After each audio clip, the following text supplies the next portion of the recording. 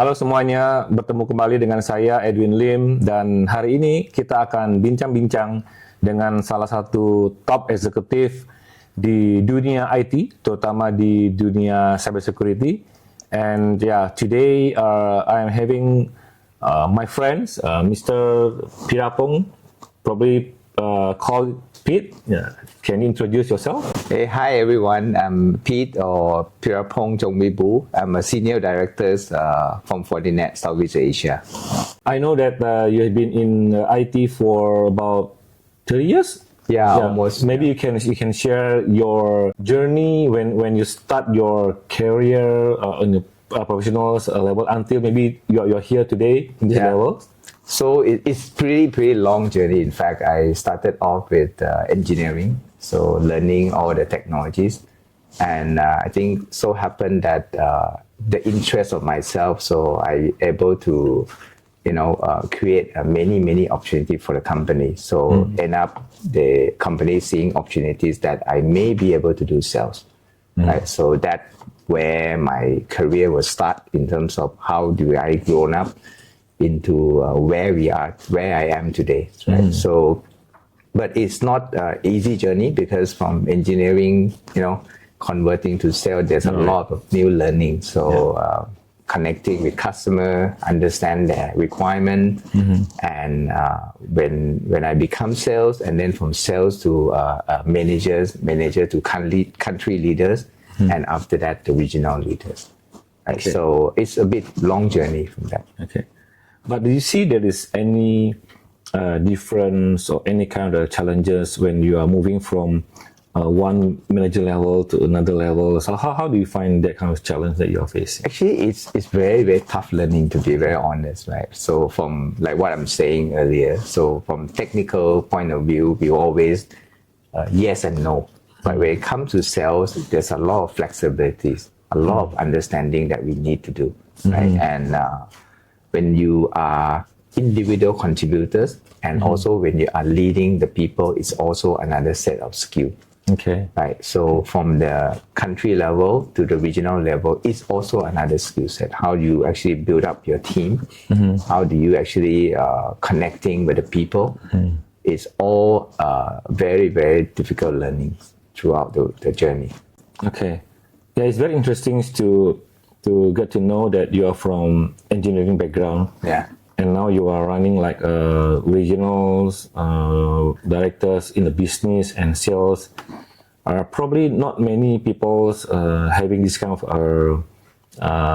thought or plans, right? But do you ever think about last time that you can be a current position from the engineering to the sales positions or even director? To be very honest, not really. But I think like any others young people, they're always looking for how to be more higher position, or maybe in terms of wealth, how to getting better in terms of financials, right? Okay.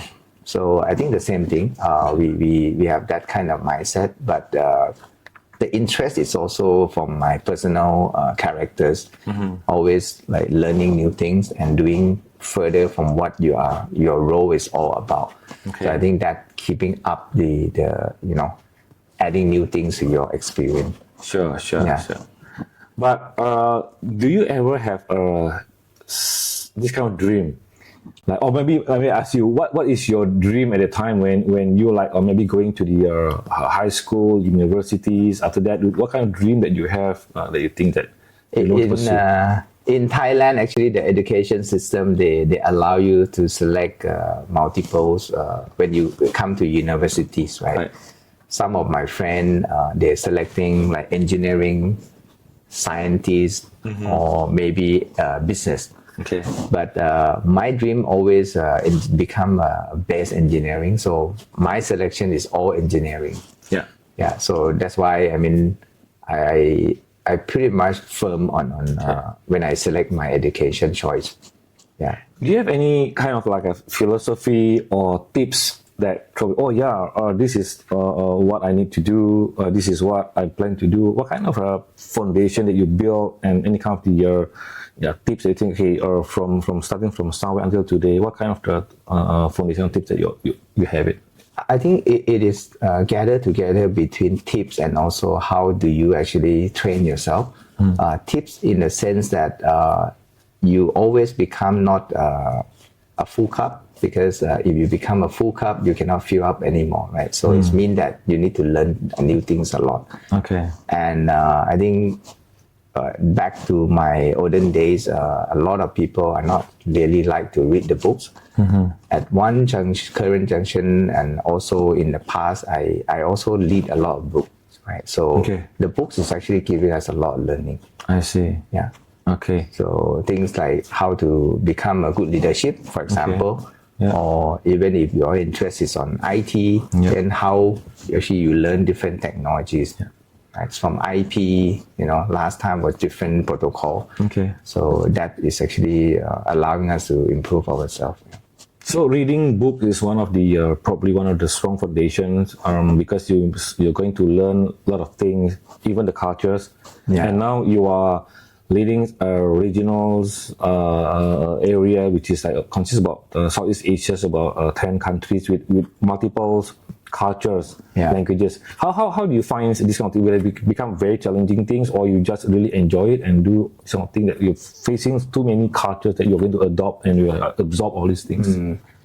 Across the region, you may probably experience that there are different type of leaders, right? So whether it's very number driven, or is sometimes it's a long-term, long vision kind of leaders, right? So understanding culture is definitely one of the basic requirements to manage Southeast Asia, because out of the whole countries, the major countries, we do see a different business readiness or business status.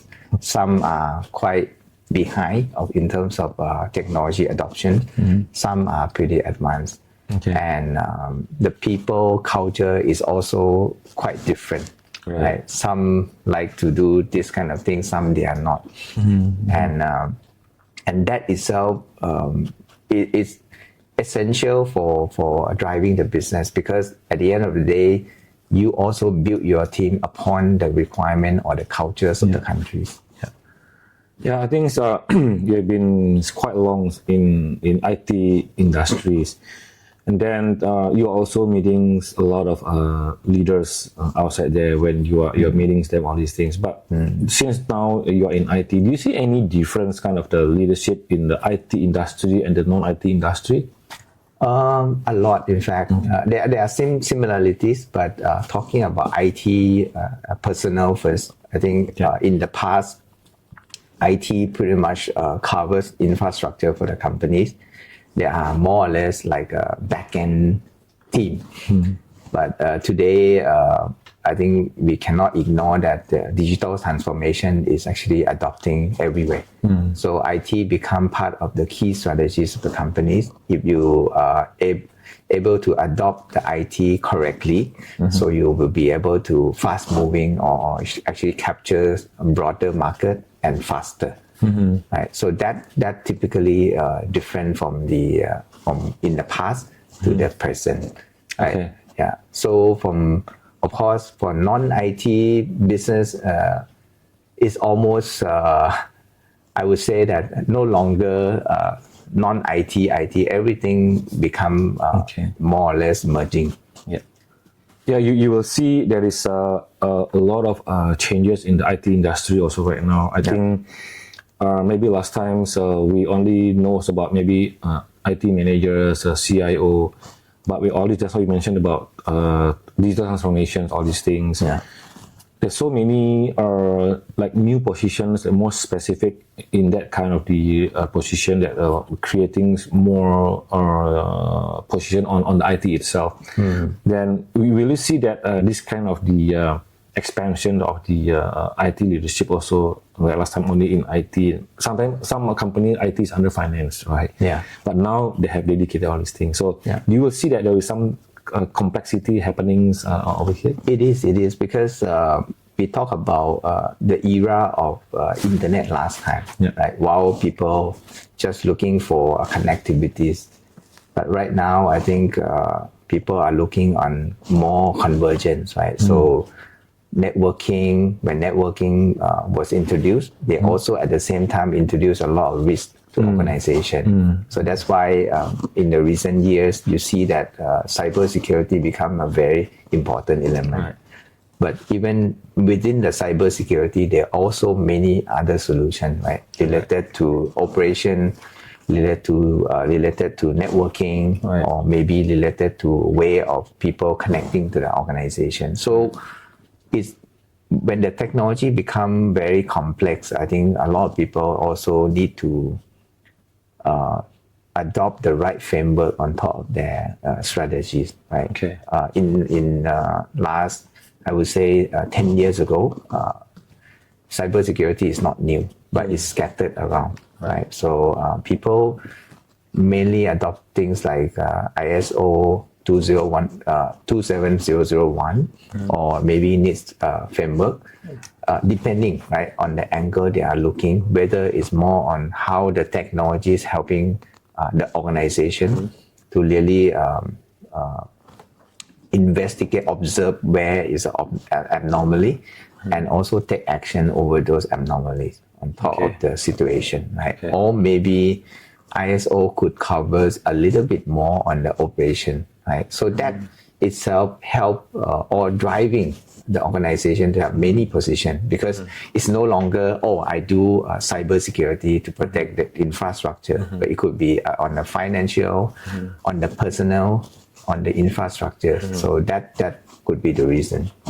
Yeah, I think you talk about complexity, all these things, right? And you also mentioned about probably last time IoT has been seen as maybe just one part of the organization in one of the division in one of the organizations, and then sometimes also can be like considered as like a cost center, all these things, right?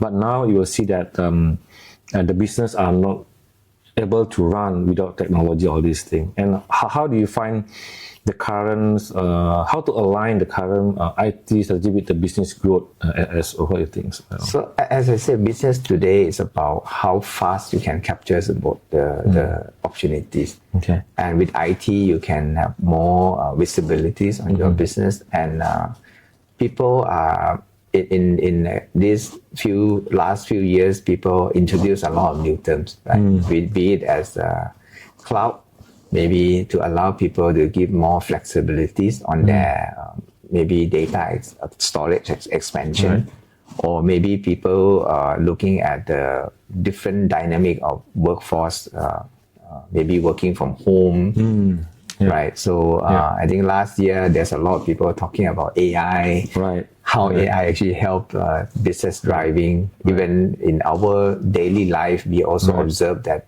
how come some of the application really aware of what we are thinking, right? So that the example of how people adopt the digital into their business, right? So this is demonstrate that how important the IT become a secret weapon for any of the business out there. So this will definitely differentiate yourself if you equip it well with the IT on the right side of the technologies. Yeah, I think you mentioned about the very keywords that currently you're facing about working everywhere, working remotely, all these things. Yeah. And you know that from the past, especially after the COVID periods, right? I think in IT, we are actually quite normal, like working remotely, working outside, hot desk is been practicing a lot in IT industry normally. But when it comes to the COVID at the times, a lot of our companies are moving to like working everywhere because they cannot access to their data center, to the office, right? So how do you find this kind of I think it's one of the another way of we as workers, we as leaders also coping with this kind of environments. Do you see working from anywhere can be very challenging, or actually is very productive, or what kind of the view that you have for working? There are a lot of people promoting working from anywhere. I think there are pros and cons. So in the sense that working anywhere can be quite productive if provided that the remote user is really working. Right. But, True. but working anywhere or resting everywhere is also a very thin line, right? So I think that depending on the policies, depending on how you actually measure the productivities of the person. Yeah, you are now in the cybersecurity arena. So still in line with the workings anywhere or everywhere, right? I think we know that talking about cybersecurities or talking about all these things is always talking about people's process and technologies. And people is one of the probably crucial area. Or sometimes people say that people is one of the weakest link among all these 3 point: people, process, and technology. And working everywhere, anywhere is like we are becomes like our own data center over here. So how do you find that the corporate, the company, or maybe even the individual itself can work safely? Some people trying to work as convenient as possible, but convenient can create some challenges on the security. But if you put certain things very tightly, people thought that it's not too convenient, but it also affects something. So how do you find the security itself now with all these? Most of the company now are also adopting all these working anywhere or everywhere. Definitely, you are right at the point of introducing security could perhaps disrupt some of the word convenience.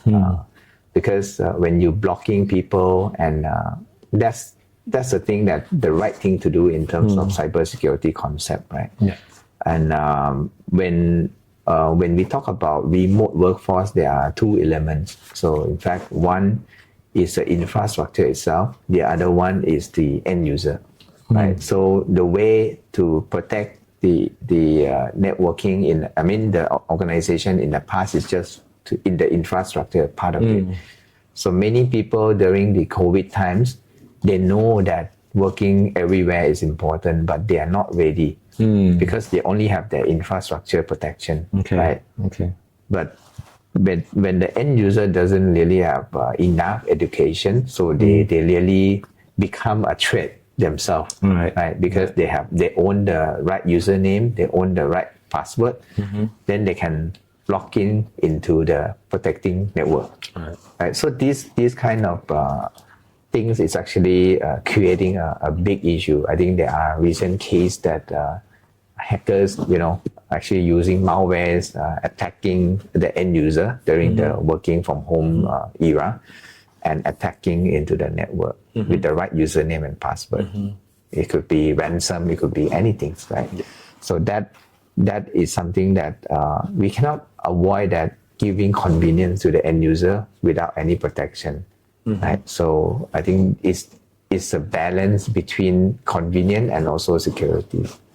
Okay, from this angle, maybe you have a few tips for individuals for having connection, having a safe working environment, even they are not in their office perimeters. What kind of tips that you want to give to those users that are normally working outside the office? I think there are a few tips that we are looking at. First of all, I think you need to know whether your computer is actually clean enough, right? And second of all, your connection is actually clean enough, because you could also connecting most of the time, people connecting throughout the wireless, and whether or not your wireless is secure, because you are going to use that infrastructure to connect to your company critical infrastructure.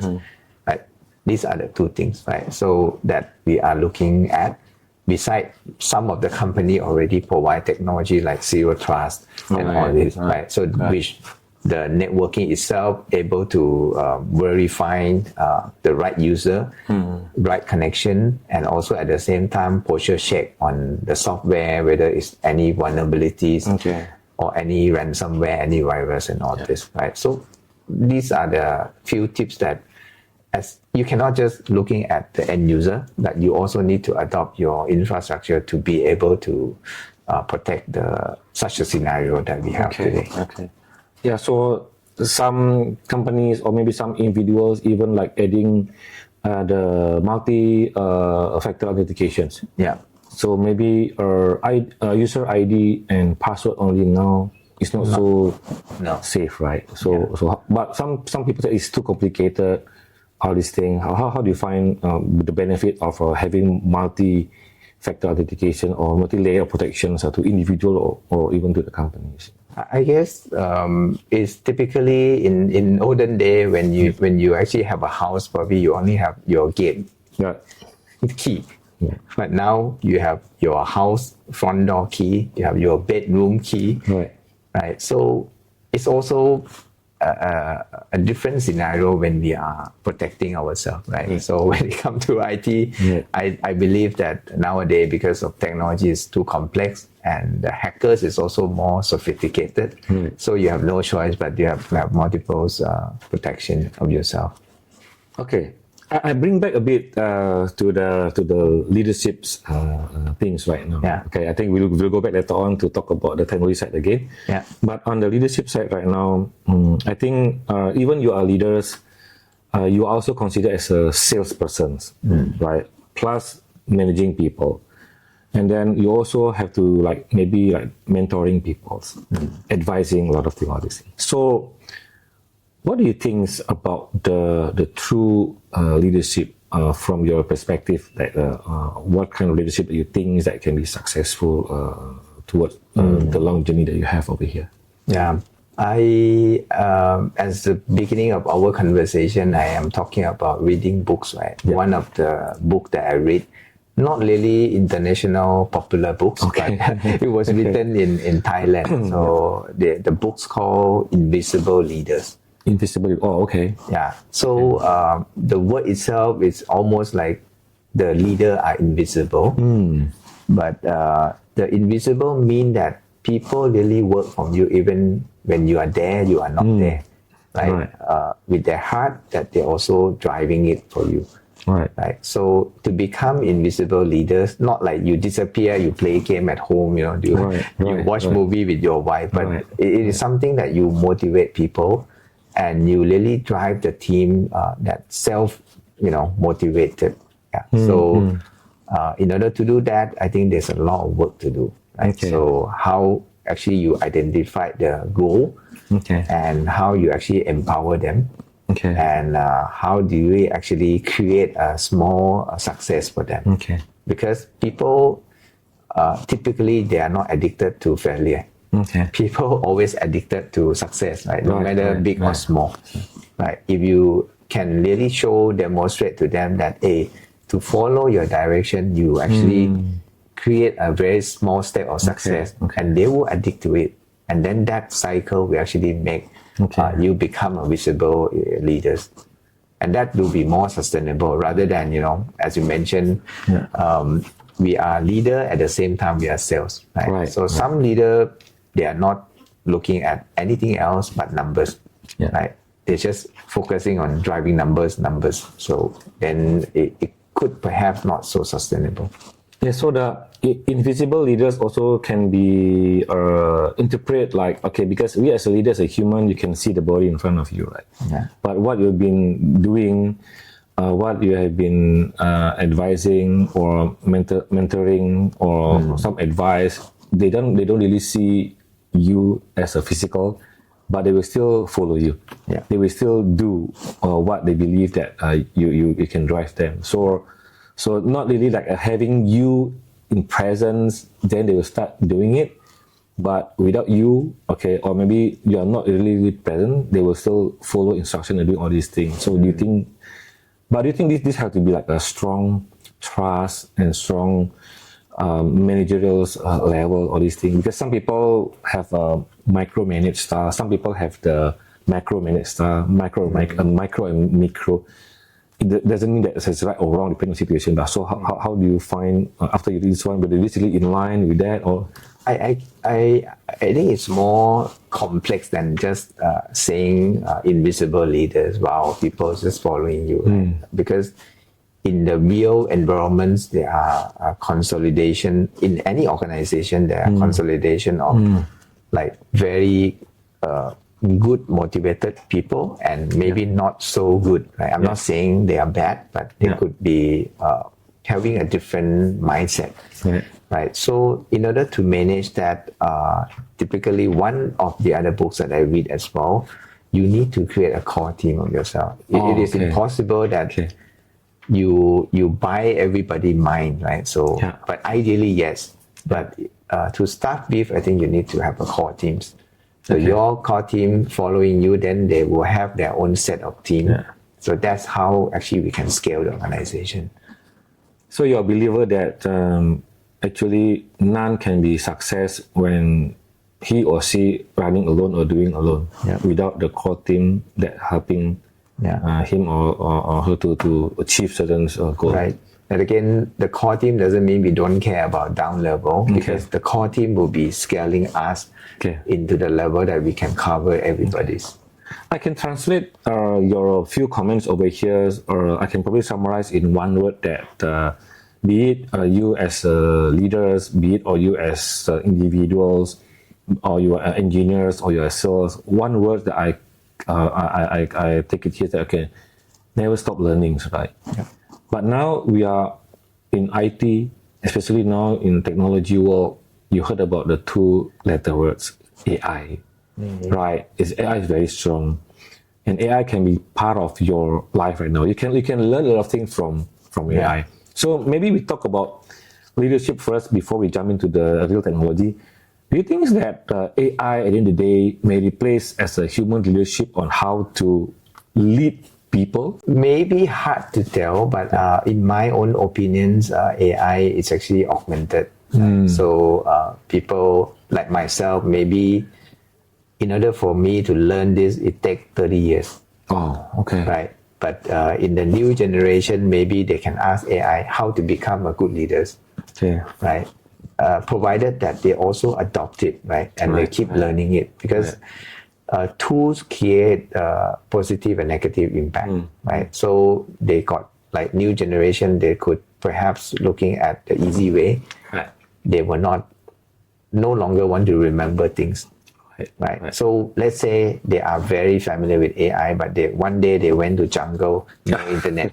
Then they lost. They lost, right? Because they don't know who to ask. True. Right. So, but use it as a tools will be a positive note for me by equipping yourself and reducing time to learning and also reducing, let's say, in my leadership, there are many skills that I required. For example, managing people or leading people, understanding technologies. Right. So also maybe in terms of services. So there are multiple learning that I need to know. So AI to myself or in our generation could help us to actually reduce the complexity. Right. And also fast learning. Yeah, I like to say that AI will not exist without I. So A, right? So without AI will not exist. Exactly. Okay.